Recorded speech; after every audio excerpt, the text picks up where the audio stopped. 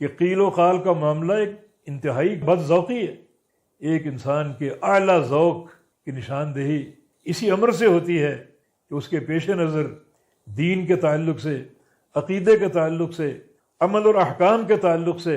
اور فضائل اور رغائب کے تعلق سے یا تو قال اللہ ہو یا قال رسول اللہ ہو صلی اللہ علیہ وسلم، یہ قیل و قال نہ ہو، فلاں نے کہا اور فلاں نے کہا، برادری کی باتیں، باپ دادا کی باتیں اور فلاں پیر اور فلاں شیخ کی باتیں، ان میں سے کوئی دین میں حجت نہیں ہے۔ اللہ تعالیٰ نے ہر قوم کے لیے جس شخصیت کو حجت بنا کر بھیجا، دلیل اور بینہ بنا کر بھیجا، وہ اس قوم کا رسول ہوتا ہے۔ اسی کو سننا، اسی کو لینا،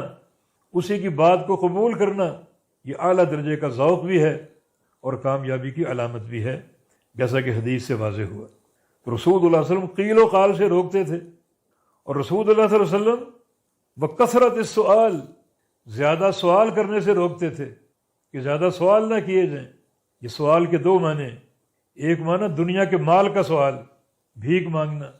لوگوں کے سامنے ہاتھ پھیلانا، اور جو بندہ گھر میں حالانکہ اس کے غنا موجود ہے، رزق موجود ہے، پھر بھی سوال کرتا ہے للتکثر، تاکہ میرا مال زیادہ ہو، تو قیامت کے دن وہ آئے گا اور اس کے چہرے پر گوشت نام کی کوئی چیز نہیں ہوگی، اس کا چہرہ ہڈیوں کا پنجرہ ہوگا، اور اس خوفناک طریقے سے وہ آئے گا۔ اور ایک حدیث ہے نبی علیہ السلام کی،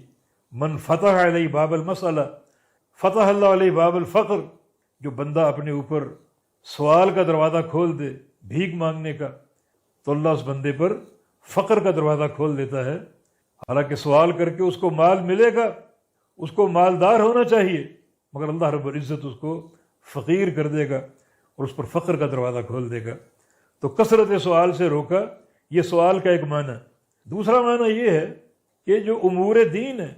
ان امور کے تعلق سے بھی زیادہ سوال نہ کیے جائیں، بلکہ وہی سوال کیا جائے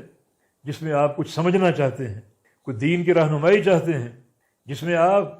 کوئی دین کا فائدہ چاہتے ہیں، ایسا سوال کرنا چاہیے۔ ایسے سوال کی اہمیت بھی ہے اور فضیلت بھی ہے۔ رسول اللہ صلی اللہ علیہ وسلم کی حدیث ہے، الا سألوا انما شفاء العی السؤال، انہوں نے سوال کیوں نہ کیا؟ ایک بیمار انسان کی شفا سوال کرنے میں ہے۔ لیکن یہ سوال کون سا؟ جس کا کوئی دینی فائدہ ہو۔ آپ مسائل معلوم کرنا چاہتے ہیں، نماز کا مسئلہ، روزے کا مسئلہ، حج یا زکوٰۃ کا مسئلہ، جو امور دین ہیں جن کا تعلق آپ کی عملی زندگی سے ہے، تو ایسے سوال نہ کرو جن کا عملی زندگی سے، دین سے، تقوی اور خشیت سے کوئی تعلق نہ ہو،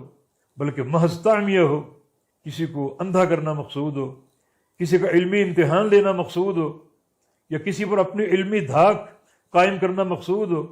یا ایسے سوال ہو جو پیش نہیں آئے، محض خیالی، تصوراتی، اگر یوں ہو یا تو کیا ہو، اگر وہ ہو یا تو کیا ہو، اس قسم کے سوالات سے بھی روکا۔ اغلوطات سے روکا ہے رسول اللہ صلی اللہ علیہ وسلم نے ایک حدیث میں، اور اغلوطات سے مراد وہی سوال ہیں جن میں مغالطے کی نیت ہو، جس میں مسئول کا امتحان لینے کی نیت ہو، یہ ایسے مسائل کھولنا مقصود ہو جو مسائل پیدا ہی نہیں ہوئے، اور خام خواہ ایک تکلف اور اپنے آپ کو نمایاں کرنے کی کوشش اور اپنی ایک علمی ایک دھاک قائم کرنے کی کوشش، حالانکہ وہ جہالت ہے۔ تو کثرت سوال سے بھی نبی علیہ السلام نے روکا۔